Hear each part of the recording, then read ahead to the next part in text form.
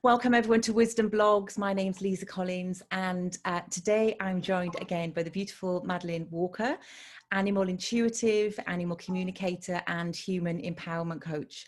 Madeleine has written 4 books on animal communication and the wisdom of animals and the messages they have for us. She's written 2 oracle card decks, and she has 5 CDs. We've already had a conversation about the wisdom of animals and the messages that they have for us, which I will link below. But we also wanted to have a conversation today about the wisdom of Asperger's. We both have direct experience of having our own children with an Asperger's diagnosis. Madeleine's son is a lot older than mine. Your son is in his 20s, isn't he? And yes. my son's now 14. So we wanted to just jump on today and have a quick conversation about this and the wisdom that we can offer as mothers with a child with an Asperger's diagnosis, and how animals have been a really important part of their lives. So before we go into that, Madeleine, thank you so much for joining me again. I'm so grateful to have you back. You're so welcome. Thank you for inviting me. That's okay. And yeah, so do you want to talk about your experience of your son having an Asperger's diagnosis and how animals played a really important part in his life, and then I can share with you what's happening with my son, because we've talked about this beforehand, and it feels quite exciting because of your messages with animals and where it feels like my son is going with his passion. So do you want to kick off the conversation? Well, we always had lots of pets at home, and I just felt that, for my other children, that the animals gave them so much as well. But with my younger son, we realized that he was struggling in the kind of 3-dimensional conventional, especially when he started school. It was surprising things that I've never even thought about would be a problem for him. The sort of the school lessons, as it were, in his infant school were fine, but things like he really struggled with like his doing up his top button of his white school shirt. Those kind of things were a major problem, and I thought I hadn't really thought about that being an issue. I was worried about a lot of other things, but no, it was the top button, and so I had to make a bigger kind of buttonhole and then make the button a bit looser so he would find it more easy to button his collar up and that kind of thing. And then he got bullied because he would wax lyrical. He had a real thing about telegraph poles, and just that's a little strange to be so obsessed with telegraph poles. And he would wax lyrical about telegraph poles, and of course, not everybody wants to hear about telegraph poles, especially normal kind of, normal is not exactly the right word, but sort of general rough and tumble young lads that want to kind of just fight and play and whatever in this playground. And he got quite badly bullied because he was quirky, he was a bit different, but very empathic. If he saw any other child being hurt or falling over, he would be straight in there and try and help them. So such a kind of a generous heart. But we kind of noticed more and more that sort of ordinary day-to-day things suddenly would be a major challenge, and it would be quite surprising for us. But once we realized that there was this kind of diagnosis we had for him, it made us understand it so much more, and be so much more aware of how he was perceiving his life and how challenging it must be for him to have real, almost an overload of information you would find completely overwhelming. And you had to really describe things in exactly the right way that he could accept it. I'd have to kind of find 10 different ways of describing something, and then in the end you say, well, why didn't you say that in the first place? But when he was with the animals, we had a herd of pedigree goats, and we had pet pigs, and dogs and cats, of course, and ponies. And it seemed to be the goats, and one particular goat, he just really connected. Well, they both really connected with each other. She was just amazing with him, and he would just be so calm and so contented when he was out in nature with his wellies on, with the goats. And I was saying to you earlier about, we had some pet hens as well, and he loved to be climbing on the muck heap. It's sort of good clean dirt, but he would love to be on the muck heap and dig up the muck heap and dig up the worms, and all the hens would rush in, and that would keep him occupied for hours. He would be absolutely content and happy as a sandboy, just playing in the muck heap with the hens. And that seemed to be his saving grace, really. But the animals just, there was no judgment. They were just there and just loved him, and so he just loved them back. And sometimes I would take him with me to go and see horses, and we'd be in a big sort of stable yard, and these enormous horses with their huge heads would kind of reach down, and he was quite small, and he'd just put his hands out, and they would just drink in his energy, and he would, no fear whatsoever, he'd just be there laughing and smiling and kissing their noses, and they just responded to his energy and his kind of I suppose his frequencies, and the way that he was transmitting absolutely no fear whatsoever, because he was totally in that moment and so focused of being exactly in that moment. And he was never one to want to be in on and play computer games. He always wanted to be outside, because being connected to the earth, being with the animals, was his sort of calm, happy place, really. And this particular goat was like his guardian angel, and talked about the other day that once she passed, and again he was very calm about her passing. He understood it, I don't know, on a very kind of accepting level, because I said to him, she's always going to be in your heart. You're never going to forget her. She's never going to be away from you, because she'll always be in your heart. He just went, and he just accepted that, and as an absolute truth, because he actually really felt it. And then one of our dogs kind of stepped into the role of his guardian after the goat passed on, and she was just amazing with him, and they had such an incredible connection.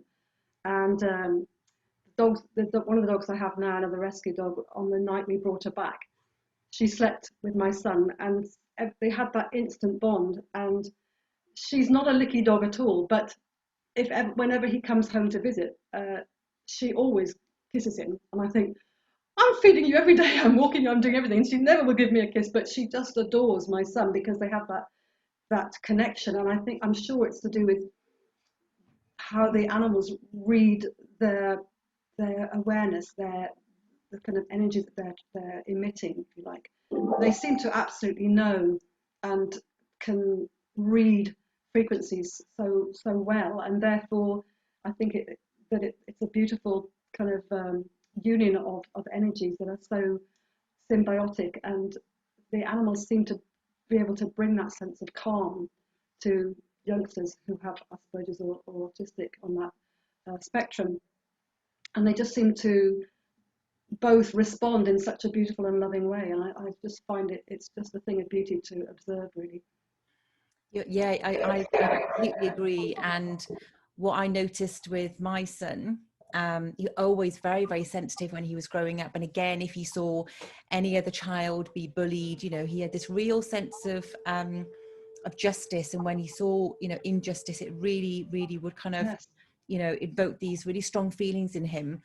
And he also got very, badly bullied in school, and because of his, quirks and little things like that. And what I've noticed over the years is that we've always had animals. We've always had cats. We never really had enough room for dogs. So there's always been this ongoing conversation in the house of wanting dogs, and we've never really had the room.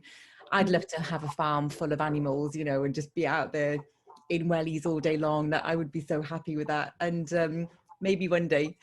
And what I've noticed with him is that we got this part Bengal kitten about a year and a half ago. Before that, we had another cat called Snowy, who sadly died. And he's always had this very close connection. He had that with Snowy.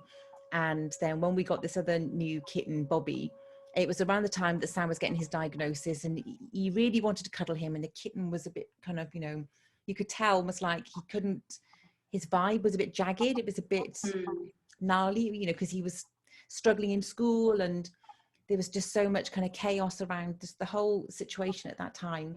And as I've noticed that, because for us, when we got that diagnosis, everything felt like it fell into place, and it felt like a real blessing.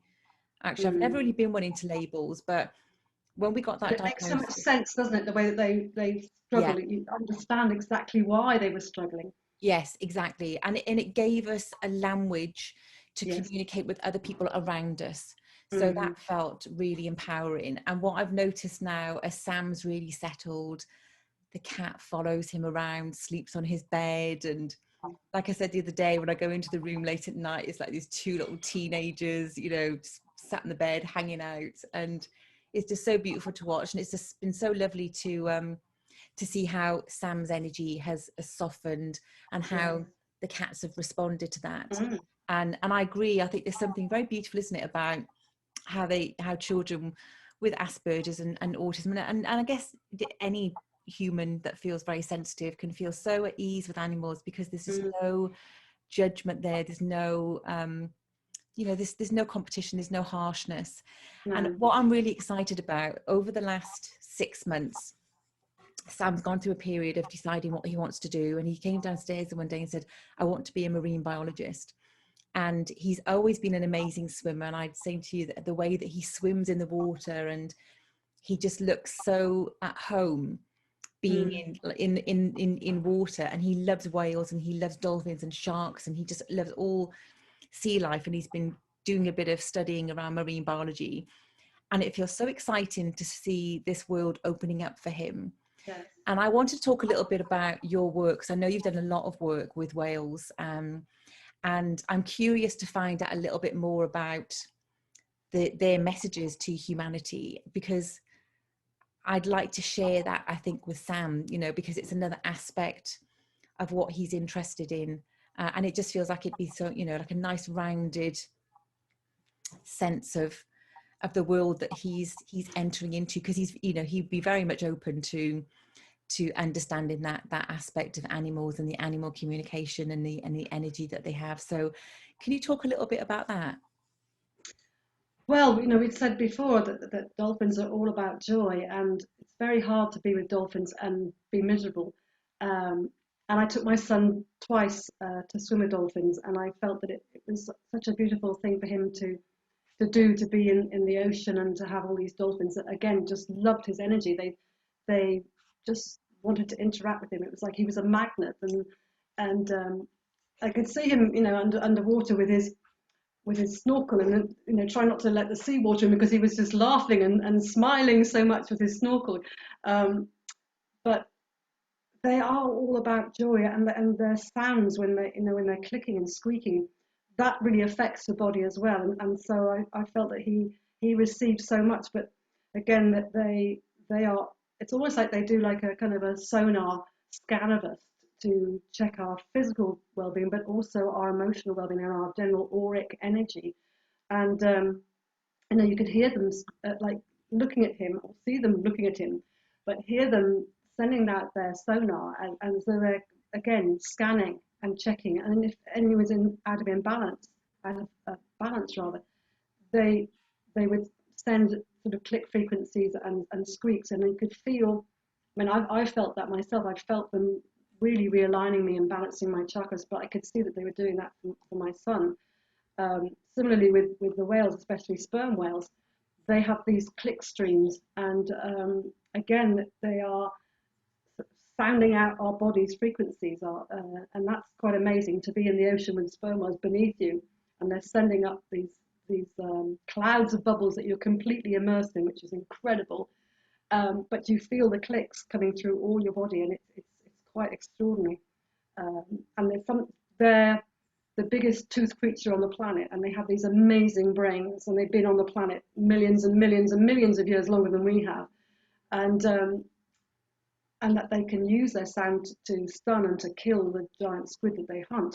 And yet, when humans are in the water with them, it's pretty loud, but obviously they don't do it enough to burst our eardrums or really damage our brains, because it's so powerful. But more than the actual volume, it's the power of the frequency that comes through your body. So it is extraordinary. It's the most amazing feeling. And but I feel that, again, it's about energy and frequency and connection. And I just feel that children on that spectrum just have this higher level of awareness and of connection. And so I see it as an amazing gift, actually. I don't see it as anything to suffer or an infliction. I just think it makes them the most amazing human beings, actually. I totally agree. Yeah, I really do, because they're so passionate about whatever they're interested in, that they really give it their all. And I never had the thought that I had to entertain my son by, he would just find something he was passionate about and be completely focused and completely engrossed in it, and just seem to live every moment of the day, and just be wowed by things. And I just loved his passion and his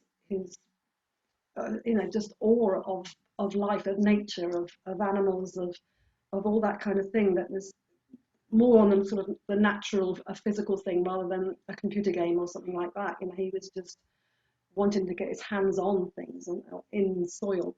He used to drive his little toy cars in all my houseplants and make such a mess with all the compost. But I realized that actually he wasn't just wanting to make a mess or be messy. He was actually grounding himself by getting his hands in the soil. And afterwards I kind of went, oh, I see why he's doing that. It was his way of maybe grounding and connecting with soil or with the earth or something like that, to really help him if he had a really difficult day at school, to just, when he was really little, obviously, just to help him release some of the tension and some of the stress and some of the anxieties that he accumulated during the day, but just to sort of get his hands in the earth. And he always loved to be out digging tunnels for his trains to go through, or his cars to go through. And again, it was that connection with the earth. I love that. And sorry, there's a bit of feedback on my microphone. And yeah, there's something really beautiful, isn't it, about just how focused they can be, and just how they see straight through the nonsense. That's what I love, because I agree. I think it's actually a really beautiful gift to humanity. And it's more about the adults and the people around them adjusting. Yes. To see them in that space, rather than it's something to be worried about, or something to manage, or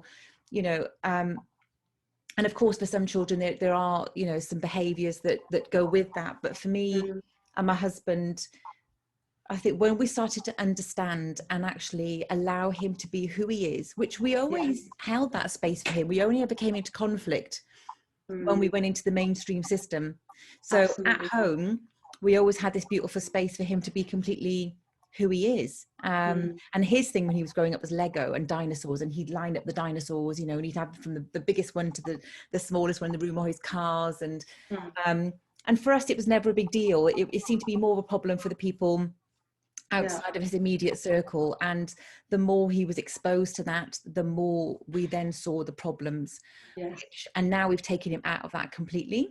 Everything's harmonized again. And I think he's had a period, in a way, through COVID, which has been a real blessing for us as a family, because it allowed us to regroup.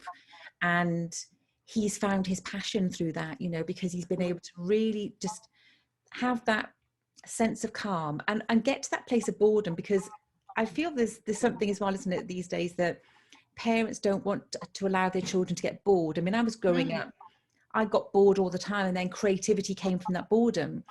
And when we took the kids traveling for a year back in 2017, the one thing that I noticed, especially when we were on very long car journeys, was they got bored. But once they got past the bored and the moaning and the kind of, what time are we there? They started to tap into their creativity and other ways of looking for ways to entertain themselves, which I didn't feel they'd been allowed to do too much of that when they were younger, because of this hustle and bustle that we have as parents. And they should be doing football and rugby and ballet and all these things that you kind of get wrapped up into, parents. And it has been a real blessing to see that he's had the time to just completely calm himself down, chill out, and come to his own realization of what his purpose is. And he's so clear on it. And I feel quite excited as to the future and what the future holds, because what I see in these children and the gifts that these children bring is that sense of clarity, that sense of focus, incredible sensitivity. And it's a bit like what we talked about in the last interview with the animals, when we said about the messages from the lion to be in your sovereignty, but tapping into the whale energy of the unconditional love. And in a way, that's almost like how I see an Asperger's child, Mm. having that diagnosis, but allowing them to really be in that heart-centered energy, very, very sensitive energy, but very clear focus about what they want. And therefore it feels like their future, they're going to be able to cut through a lot of this nonsense and get to do what they need to do. Absolutely, and really celebrate their strengths, because they are amazing, amazing human beings. They really are. And I'm so proud of my son, who has navigated through, a lot of turbulence, the conventional outside world, three-dimensional, conventional protocols, if you like. And but through that, like you say, he's just kind of found his way. He's carved out such a great life for himself.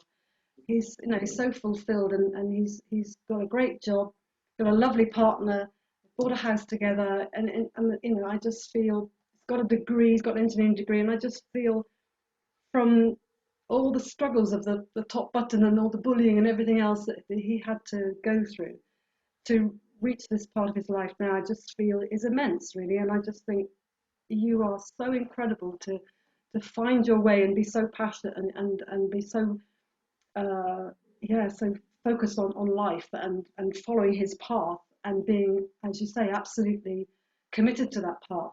And it's just a miracle to me. I just feel, from how worried I was how he was ever going to really cope with his life, and would he find someone who could really appreciate him for who he really is. And he's done that. His partner's great, and she really gets him.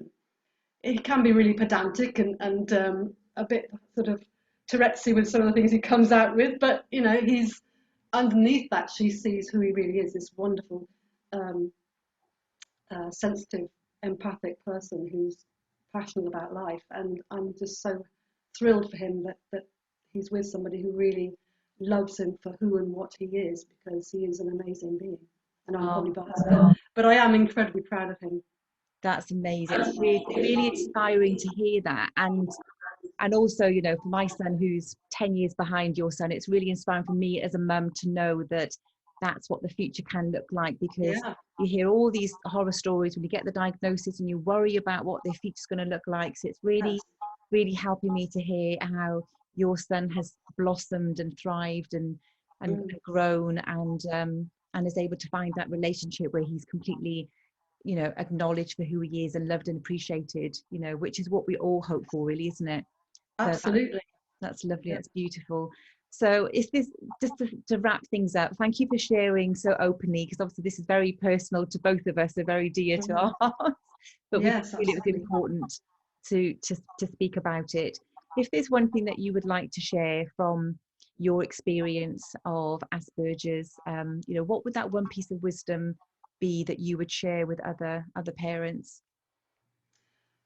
I think is what we've kind of talked about, is really allow them to be who they really are, and celebrate it, because that they're just fantastic people, and they just need all the support and encouragement, but obviously in the right way, but really celebrate their strengths, because they're phenomenal.